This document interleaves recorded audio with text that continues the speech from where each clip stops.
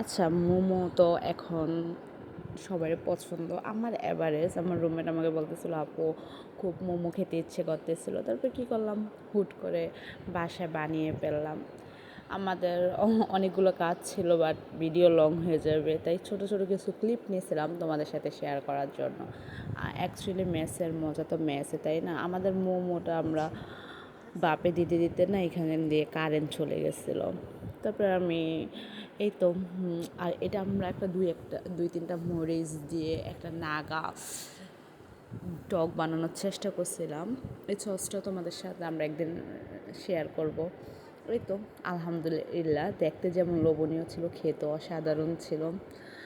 আর অনেক গরম, আর নাগে এমন একটা সস মুখে দেওয়ার সাথে সাথে অস্থির লাগছিল। তারপর আমরা খেতে খেতে অনেক গল্প করলাম, অনেক আড্ডা দিলাম। তারপর হলো যে আমিও কিছু কিছু ভিডিওর ক্লিপ নিয়ে রাখলাম। আসলে একটা সময় এই দিনগুলোকে খুব মিস করা হইব।